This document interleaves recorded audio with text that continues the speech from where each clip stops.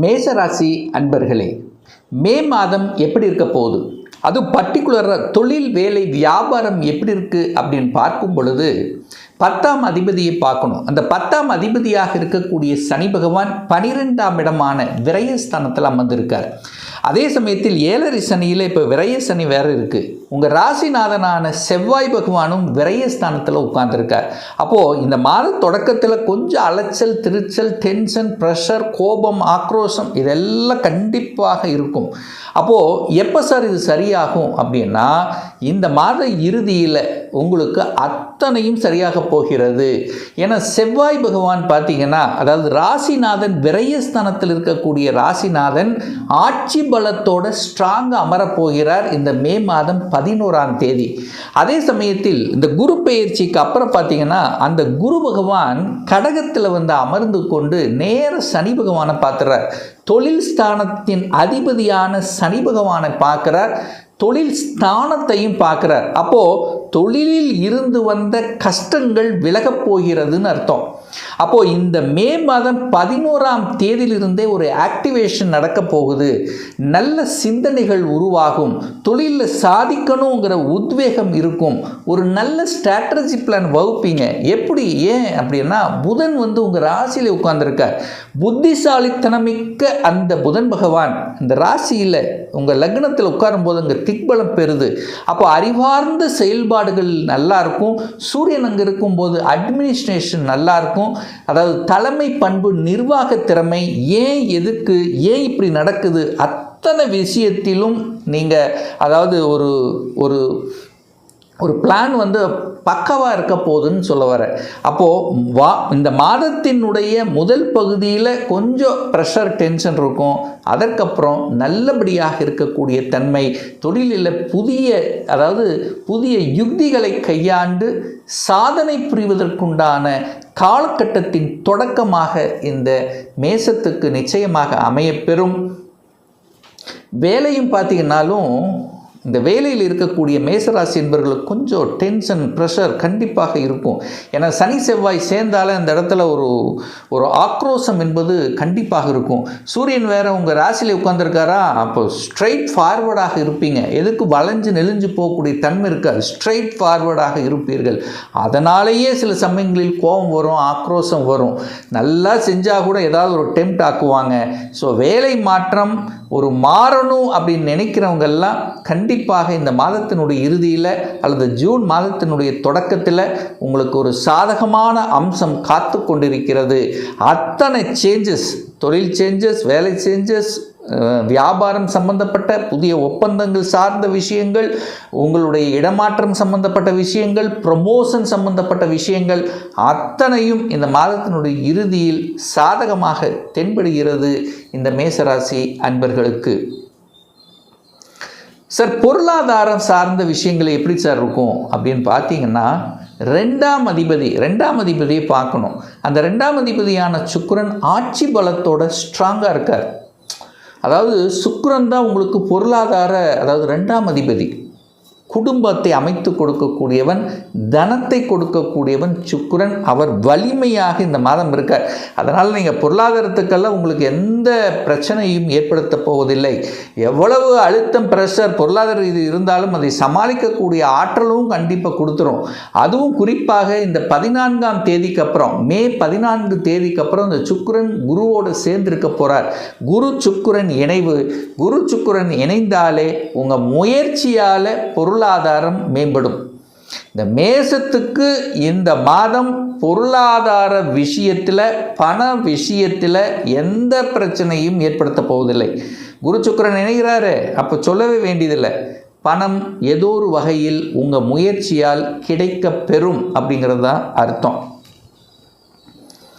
சுப காரியங்கள், திருமண விஷயங்கள் எப்படி சார் இருக்கும் அப்படின்னு பார்த்தீங்கன்னா, இந்த மே மாதம் 14ஆம் தேதிக்கு அப்புறம் எந்த விஷயத்திலும் தடங்கள் இல்லை. திருமணம் டக்கு நடக்கக்கூடிய தன்மை, திருமணம் சார்ந்த விஷயங்கள், சுப காரியங்கள் சம்பந்தப்பட்ட விஷயங்கள் சிறப்பு பெறுகின்ற ஒரு அற்புதமான ஒரு மாதம் மேசராசி என்பவர்களுக்கு அப்படின்னு சொல்லுவேன். ஏன்னா குரு பகவான் நேர 7ஆம் இடத்தை பார்க்கிறார், திருமண ஸ்தானத்தை பார்க்கிறார். அப்போ ஒரு சுப கிரகம் பாக்யாதிபதியாக இருக்கக்கூடிய குரு பகவான் திருமண ஸ்தானத்தை பார்க்கக்கூடிய அமைப்புள்ள இந்த காலகட்டத்தில் திருமண வாய்ப்புகள், சந்தோஷம் தரக்கூடிய சில விஷயங்கள் உங்கள் குடும்பத்தில் உங்களுக்கோ அல்லது உங்கள் குடும்ப உறுப்பினர்களுக்கோ அல்லது சகோதர சகோதரிகளுக்கோ அதாவது இரத்தபந்த உறவினர்களுக்கு நடக்கக்கூடிய அத்தனை வாய்ப்புகள் பிரகாசமாக இருக்கிறது. இந்த மேசராசி என்பவர்கள் ஒரு சிலர் பாருங்கள், அந்த கூட்டு தொழிலில், அது குறிப்பாக கணவன் மனைவி 2 பேரும் சேர்ந்து செய்யணுங்கிற எண்ணம் உங்கள் ஆழ்மனதில் விதைக்கக்கூடிய ஒரு மாதமாக இந்த மேசத்துக்கு இருக்கும். நண்பர்கள், நல்ல நண்பர்கள் கிடைக்கக்கூடிய ஒரு மாதம். சமூகத்துக்கு ஏதாவது ஒரு நல்ல விஷயங்கள் செய்யணுங்கிறது உங்கள் மனதில் ஆழமாக பதியக்கூடிய தன்மை, இதெல்லாமே நல்லா இருக்கும். அதுவும் குறிப்பாக சொல்லப்போனால் இந்த டிராவல், சிறு தூர பிரயாணங்கள், தூரதேச பிரயாணங்கள் மூலமாக நன்மை தரக்கூடிய ஒரு மாதம் இந்த மேசத்துக்குன்னு சொல்லுவேன். அதாவது அலைச்சல் திருச்சல் கொடுத்தாலும், பிரயாணங்களை கொடுத்தாலும் ஆதாயம் கொடுக்கும், ஆதாயத்தின் மூலமாக தனவரவு கிடைக்கும் அப்படிங்கிறது தான் அமைப்பு. குழந்தைகள் நலன் எப்படி சார் இருக்கும், குழந்தையினுடைய படிப்பு சம்பந்தப்பட்ட விஷயங்கள் எப்படி இருக்கும் அப்படின்னு பார்க்கும் பொழுது, 5ஆம் அதிபதி குழந்தை ஸ்தானத்தின் அதிபதியாக இருக்கக்கூடியவர் சூரிய பகவான். அவர் உங்கள் ராசியிலேயே உச்ச பலத்தோட வலிமையை உட்கார்ந்துருக்கார்.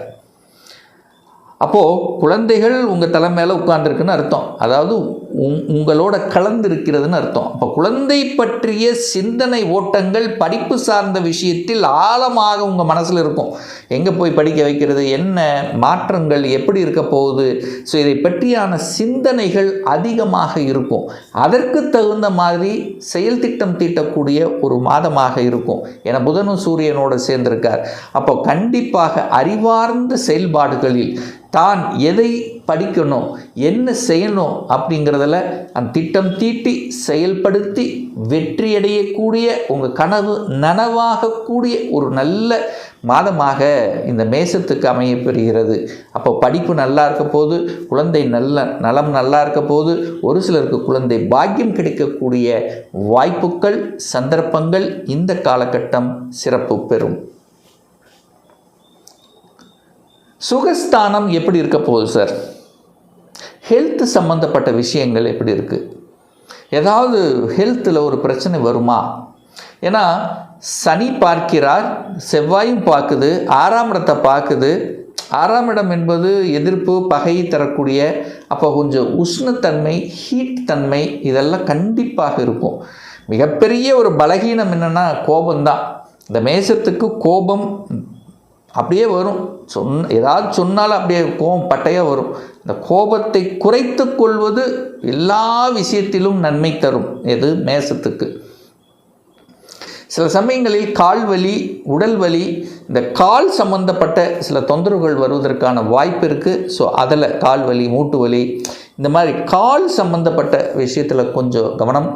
ஹீட்டு, உஷ்ணத்தன்மை, ஏன்னா இந்த ஒரு 4 நாள் பார்த்திங்கன்னா செவ்வாயும் சூரியனும் 2 இணையுது மேசத்தில். அப்போ உஷ்ணம் சம்பந்தப்பட்ட, ஹீட்டு சம்பந்தப்பட்ட, எலும்பு சம்பந்தப்பட்ட பிரச்சனைகள் வருவதற்கான வாய்ப்புகள் தென்படுகிறது. ஸோ அதில் கொஞ்சம் கவனத்தோடு இருப்பது மேசத்துக்கு சிறப்பு. சார் வீடு, வண்டி, வாகனங்கள் இந்த மாதம் வாங்கலாமா, அதற்குண்டான ஒரு அனுகூல தன்மை இருக்கா அப்படின்னு நீங்கள் கேட்டிங்கன்னா, கண்டிப்பாக செவ்வாய் நிலத்துக்கு காரகன், வீட்டுக்கு காரகன் அப்படின்னு சொன்னாலுமே செவ்வாய், நிலம், இடம், நிலம் சம்பந்தப்பட்டாலே செவ்வாய் வேணும். அந்த செவ்வாய் 11ஆம் தேதி ஸ்ட்ராங்காக போகிறார் மேசத்தில், உங்கள் ராசிலேயே உட்கார்ந்து ரொம்ப ஸ்ட்ராங்காக போகிறார். அப்போ என்ன அர்த்தம் ஆகுது, நிலக்காரகன் வலிமை பெறுகிறது, சுக்கிரனும் பார்த்தீங்கன்னா ஆட்சி பலத்தோட ஸ்ட்ராங்காக இருக்கார், குருவோட சேர போகிறார். அப்போ அதுவும் சாதகமாக இருக்குது. அப்போ செவ்வாயும் சுக்கிரனும் நல்லபடியாக இருக்கின்ற காரணத்தால் நிலம் சார்ந்த விஷயங்கள், இடம் சார்ந்த விஷயங்கள், வண்டி வாகனம் சம்பந்தப்பட்ட விஷயங்கள், வீடு சம்பந்தப்பட்ட விஷயங்கள் நன்மையை தரக்கூடிய ஒரு நல்ல மாதம் இந்த மேசராசி அன்பர்களுக்கு. அதே சமயத்தில் பார்த்தீங்கன்னா இந்த வெளிநாடு செல்லக்கூடிய யோகம் இருக்கா அப்படின்னு கேட்டிங்கன்னா கண்டிப்பாக உண்டு. எப்போ உண்டுன்னா இந்த மே மாதம் இறுதியில், இந்த மே மாத இறுதிக்கு அப்புறம் யாரெல்லாம் வெளியூர், வெளி மாநிலம், அந்நிய தேசத்தில் போய் வேலை பார்க்கணும், அதில் வேலை மாற்றம், இடமாற்றம், இந்த மாதிரி மாற்றங்களை செய்யணும்னு நினைக்கிறீங்களெல்லாம் இந்த மே மாதம் இறுதி வாக்கில், அதாவது கடைசி வாரத்திலிருந்து உங்கள் எண்ணங்கள் ஈடேறும். அப்போது வெளிநாட்டு சம்பந்தப்பட்ட விஷயங்கள், வெளிநாட்டு ஒப்பந்தம் சம்பந்தப்பட்ட விஷயங்கள், வெளிநாட்டு போயிட்டு வரக்கூடிய விஷயங்கள், தொழில் சம்பந்தப்பட்ட விஷயங்கள் சாதகமாக இருக்கிறது. ஸோ ஆக மொத்தம் இந்த மே மாதம் முதல் பகுதியை தவிர்த்து விட்டு இரண்டாம் பகுதியிலிருந்து உங்களுக்கு நல்ல விஷயங்கள், நல்ல செய்திகள், உங்களுக்கு மனதுக்கு பிடித்த ஒரு நல்ல செய்தி, எதுக்காக நீங்கள் கடந்த 2-3 மாதங்களாக உங்கள் ஆழ்மனதில் தோன்றிக் கொண்டிருக்கிறதோ அது செயல்படுத்தக்கூடிய ஒரு நல்ல மாதமாக இந்த மேசத்துக்கு அமையும் என்று சொன்னால் அது மிகையாகாது.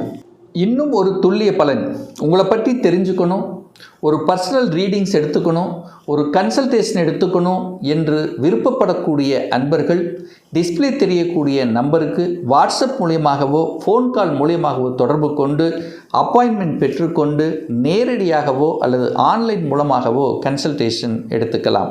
நம்மளுடைய அலுவலகம் கோயம்புத்தூரில் அமைந்துள்ளது. அதாவது கோயம்புத்தூரிலிருந்து மேட்டுப்பாளையம் செல்லும் வழியில் வெள்ளக்கிணர் பிரிவு அன்னபூர்ணா ஹோட்டலுக்கு அருகில் அமைந்துள்ளது. பிரியர் அப்பாயின்மெண்ட் பெற்றுக்கொண்டு நேரடியாக கன்சல்டேஷன் எடுத்துக்கலாம். நிச்சயமாக இந்த பதிவு ஏதாவது ஒரு ரூபத்தில் உங்களுக்கு யூஸ்ஃபுல்லாக இருக்குங்கிறதுல எந்தவித மாற்று கருத்தும் இல்லை. நம்முடைய சேனலை நீங்கள் ஃபஸ்ட்டு டைம் பார்ப்பவர்கள் என்றால் மறக்காமல் சப்ஸ்கிரைப் பண்ணிக்கிங்க. பக்கத்தில் இருக்கக்கூடிய பெல் பட்டன் மற்றும் ஆல் நோட்டிஃபிகேஷனை கிளிக் பண்ணும்போது நான் போடக்கூடிய அடுத்தடுத்த பதிவுகள் உங்களுடைய நோட்டிஃபிகேஷனில் வந்து சேரும். மீண்டும் ஒரு நல்ல பதிவில் உங்களை சந்திக்கும் வரை உங்களிடமிருந்து விடைபெறுவது உங்கள் அஸ்ட்ராலஜர் டாக்டர் சதீஷ்.